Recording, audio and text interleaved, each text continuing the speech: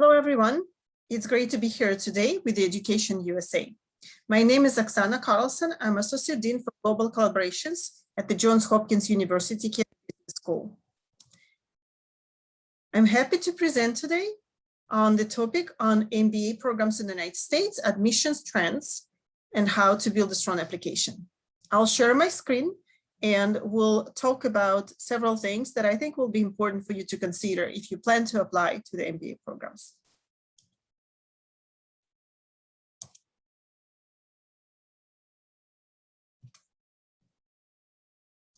I hope you all can see my screen now.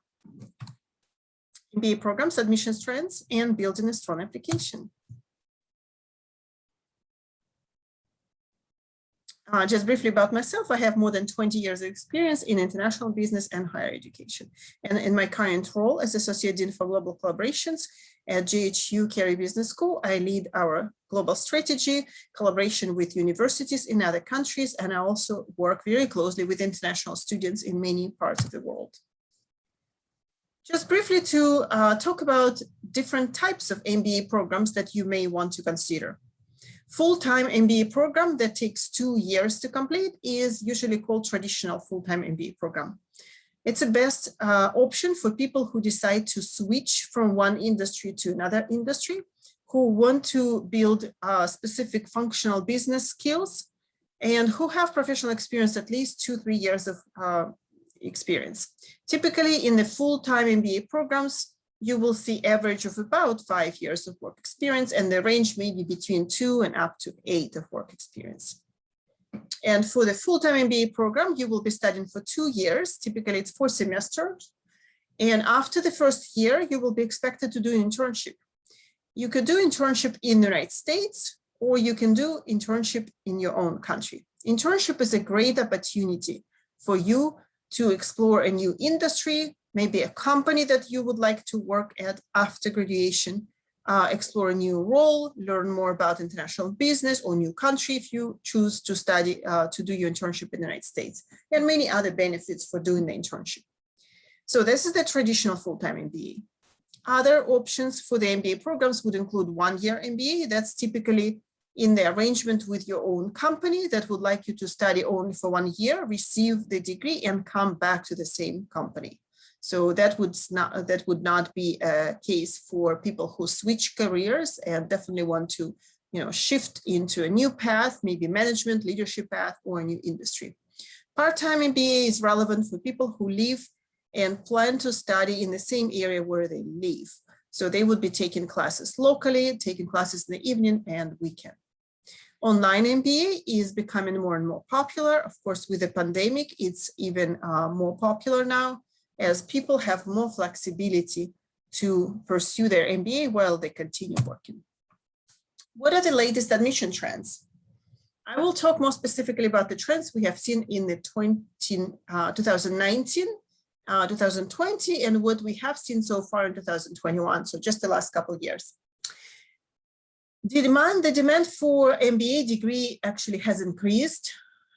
We have seen about 70% of US-based MBA programs who reported increase in applications to MBA programs. And that's the data provided by the Graduate Management Admission Council, GMAC. We also have seen lower acceptance rates. As the number of applications has increased, the MBA admissions offices become more selective. So they pay more attention to all the different criteria that they look at. And so it's possible that you will want to look at several schools and apply to several schools to increase your chances of getting admitted. Rising interest in online MBA. With the pandemic, more people value flexibility. They want to be able to take classes wherever they are. And many people also decided not to stop working. They're a little bit hesitant about leaving their jobs right now. So online MBA is becoming really popular in the latest months and couple of years. Some other admission trends. Many MBA programs now offer GMAT and GRE waivers. You will need to check with each MBA program that you plan to apply. Look at their GMAT and GRE policy.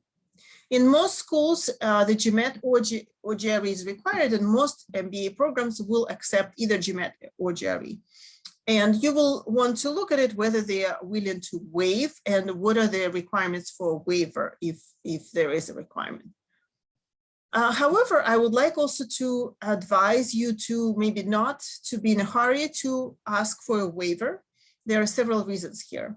If you were out of school, if you completed your bachelor's degree several years ago, let's say 5, 6 years ago, so it may be actually very helpful for you to complete the GMAT or GRE preparation and take the exam. It will refresh your memory on some of the topics you may have forgotten by now. So GMAT preparation for GMAT actually can serve as a great refresher for you as you plan to start your MBA program. Another reason, if your quantitative skills may not be as strong as you would like to be, again, preparing for GMAT may be a great way to refresh and even build better, stronger quantitative skills. And lastly, if you think that you can prepare well and are willing to take GMAT, if you can get a great GMAT score, that could be working to your advantage. So I would recommend be a little bit careful with the waivers and consider thoroughly whether taking GMAT, preparing for GMAT, and taking GMAT could be beneficial in your case. But again, many MBA programs now offer some sort of waiver or are willing to talk to you if you want to request a waiver. We also have seen many MBA programs now offer flexible admission deadlines and deferral policies. This is mostly related to the pandemic situation. Flexible admissions deadlines, you will see the deadlines on each of the MBA programs website. So make sure you spend a little bit more time to read and understand the deadlines. When do you need to submit all materials? And in most cases, you can submit your application, and then you still have some time to submit some supplemental materials. But again, everything is typically listed on the school's website. Many schools now organize virtual interviews, virtual tours to visit their campus virtually, and different events. Almost half of MBA programs conducted online interviews with applicants in 2019 and 2020. From the applicant's perspective, what is happening and how do they see an opportunity to apply to MBA programs? There is more flexibility. Now, there is more flexibility for students throughout the application process and studying abroad. Some programs allow a little bit more flexibility whether students can start by taking classes abroad and then join in person, or the programs are just really well prepared to accommodate the students' needs in whatever situation they may find themselves. Some students were not able to travel or get a visa and travel to arrive to the United States in person for this fall, and most MBA programs were able to accommodate the students and allow them to start courses as in the remote format, remote learning. More students are now excited, or at least accepting very well, willing to accept the virtual hybrid learning environment. This is a positive trend as well, because as we learned from the pandemic, but there may be some other situations that will require us to be more flexible. And so students learn to adapt very quickly and switch from different learning modes to another learning mode. And I think it's all very beneficial for all of us, for students, for faculty, to be able to continue learning process and be more flexible and more ready to switch to a different format if needed. And lastly, even if it's a little bit challenging, maybe with different aspects of your life during the pandemic, there is an opportunity to invest into your education now and be well prepared for the career after everything is mostly back to normal, and where do you see yourself going after that? So let's look at the typical admissions requirements for MBA applicants. This is an example from my school, Johns Hopkins Carey Business School. I will use this as an example, and of course you will want to look at each MBA program's requirements for all the programs you are considering. However, I will talk about the main components, and they will most likely be very similar among all or most MBA programs. So you will be required to submit your transcripts. You will work on your resume. Speaking of the resume, Depending on which country you're applying from, it's possible that your resume format and your resume standards are very different from what we expect to see in the resume in the United States. One good piece of advice I would recommend, you can visit our website, carey.jhu.edu, and we have a great resource for students. It's called Career Resources, and you can look at the resume templates and resume guidelines. It's a free resource, freely available. You don't need to be registered or enrolled as a JHU student. So definitely encourage you to look at the resume templates. And this is the format that we are using in most MBA programs, most business schools using the same template in the United States. You will be then working on 2 essays. One thing to remind you about the essays is that you will see the essay questions or essay prompt. You want to make sure that you respond to this question.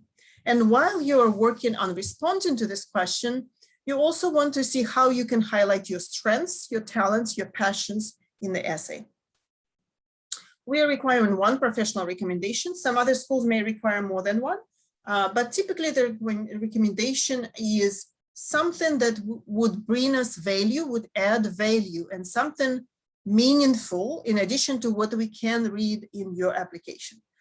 Typically for MBA applicants, we would like to see the professional recommendation. Many students are asking if they should submit a recommendation from their manager or from their faculty, a professor, somebody who was teaching them back a few years ago in the undergraduate program. For the MBA applicants, we typically recommend to get the letter of recommendation from your manager or somebody you're working with, because we would like to hear some great examples about your ability to work with others, your leadership skills, how you lead teams and organizations, or teams and projects and people, and some great examples that could demonstrate why you would be a great addition to the MBA cohort. GMAT and GRE scores, GMAT or GRE scores, we already talked a little bit about it. For non-native English speakers, we require TOEFL or IELTS, and the minimum scores are listed here. TOEFL, we would like 100 and above, and IELTS 7 and above. Again, when you look at MBA program requirements, application requirements, you will see the minimum requirements for TOEFL may be slightly different from school to school. Then you will be required to submit course by course evaluation. This is something that you will work with a credential evaluation agency. One of these agencies is called WES, World Evaluation Services, but there are several others. And for us, I would encourage you to go to our website. And lastly, interview. In some other schools, it can be done differently. In our case, interview is organized after you submitted an invitation. After you submitted your application, you'll receive an invitation. This is just quickly about the full-time programs that we offer at my school. And now let's talk about selecting the right program. When you decide which MBA program to choose from, you may also consider other programs that is not MBA, but specialized masters. And so my recommendation would be, if you look at several MBA programs, potentially with different sets of concentrations, or if you're looking at MBA versus Master of Management or versus some specialized masters, start with your career goals. Which program will provide the best fit would depend on what are you trying to accomplish and where do you want this program to take you. I included a few examples here. If somebody wants to complete the CFA designation later and become financial analyst, then it would be reasonable for you to consider if MS Finance, specialized masters in finance, would be the best fit for you. If somebody wants to work as a risk manager, of course, you could still be a risk manager if you completed the MBA program, but you can also consider specialized master programs specifically in risk management and analytics. The same applies, to something like brand manager, maybe a marketing program, mass marketing would be relevant for you. If you're looking more in the management, looking at the management and leadership track, becoming the leader of your department, maybe later a director of finance, CEO, COO, chief operations officer, these type of roles, MBA would probably be best fit for you. So after you decided what's the right program for you, explore which schools offer the program you're interested in. After that, you will need to research the requirements for positions that you aspire to reach. So think about the positions that you hope to receive the offer for after you graduated. So explore a little bit more and see what type of requirements they include in the education section. What are the requirements for those positions? It will help you to determine what type of education these positions require and what the HR managers want to see. Will help you to define what's the best fit in terms of the program. After you decide all these questions, you explore all these questions, you will determine your eligibility, which program you can apply if you're eligible. That may include a number of years of work experience and some other criteria. And then lastly, you of course will want to decide the length of the program, whether you want to apply to the traditional 2-year MBA program. You will consider how much time you will spend away from your work, family, tuition, housing, cost of living, and all other costs. How to develop a winning application. Similar to what we just discussed, again, focus on your career goals. A few questions that you want to evaluate and be able to respond to throughout your whole application. First question, why is this the right program for you? Spend a little bit more time thinking about it, and you want to be able to articulate why is this particular program going to be a right fit for you. Another question, why are you the best applicant for this program?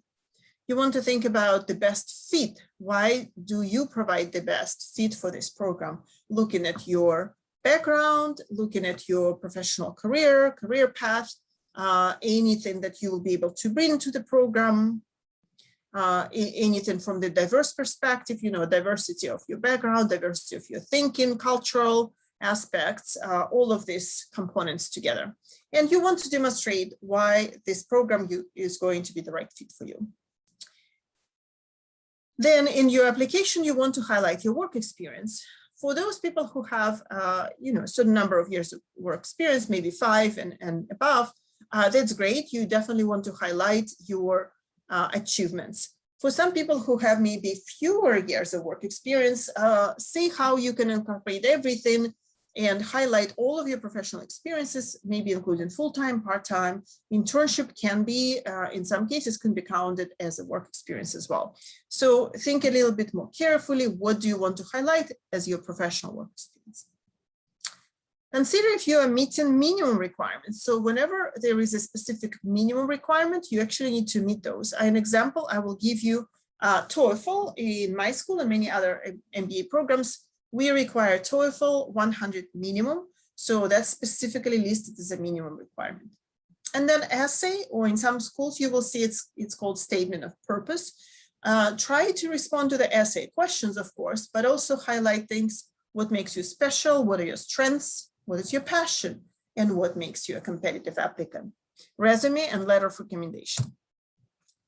An important question for international students to consider is tuition, scholarship, and financial aid. There are different types of scholarships. Some scholarships are merit-based. That means that you can demonstrate your accomplishments. You demonstrated something that is very impressive, and the admissions committee would like to give you scholarship based on your achievements. Some other schools may provide need-based scholarship. That means you can demonstrate that you need some financial support. So for the scholarships, you want to explore a little bit more on the website of each MBA program and learn whether they offer scholarships, what type of scholarships, and whether it's merit-based versus need-based. Some schools will have a separate scholarship application process, while others, including Johns Hopkins Carey Business School, we don't have a separate scholarship process. We only have one application process. And once you submitted your full application, we will be considering all of the applicants for this scholarship. Look also at scholarships that are not provided by the university, but some other external organizations. There are numerous opportunities to get scholarship. It will take a little bit of time and work, so it's a lot of homework that you would need to complete, but there are many scholarships available. So I included several links here. I hope you will explore. For financial aids, you will want to talk to your financial aid office or admissions office at the university to which you apply and ask what type of package, financial aid package, is available for international students. Some tips and recommendations as you prepare to apply to your MBA program. Try to get as much information as possible and do very thorough research. This is a great exercise for you because in the MBA program, you will conduct a lot of research projects. So do your research and collect a lot of information about your program, application, process, admissions requirements. Then you want to develop a good strategy. Some schools will look too far from you to reach. We can call them reach schools. And it will look like you may be lacking something, you know, maybe your GMAT or GRE score is not strong enough. Maybe your GPA was not great when you were studying in the undergraduate program or some other factors. I would recommend, don't be afraid to apply to the schools, even if they look, you know, a little bit out of reach. That's completely fine. But you want to develop a good list that will include several schools that you are quite comfortable, quite confident, you know, have certain level of confidence that you should be able to receive their offer. And then include some other schools that may be more rich schools and some others that we would call safety schools that you're almost sure that they will accept, give you offer letter. Don't rely on rankings only. Learn more about the school. What helps you to learn more about the school? Look at the school's mission, vision, the values that they go by. Read the alumni stories. Look who are their alumni, what do they do now, and read some alumni stories. As you do all this exploration, as you go through this exploration, you will definitely learn something about the school, and you will see whether you support their values, whether you live by the same values as the school live by, and whether some of the alumni stories inspire you and you see yourself in one of these paths that the alumni were talking about. Find the university that is right for you, and don't rule out programs just because of the high tuition. Education is investment in your future, and there are all types of financial aid and scholarships to consider. And lastly, this is my contact information. I also included my colleagues' contacts in the admissions office. So you're welcome to connect with me at any time if you have any questions. And I hope that that was helpful and informative. I hope you have a wonderful time at the Education USA Fair, and wishing you good luck with your application to MBA programs in the United States.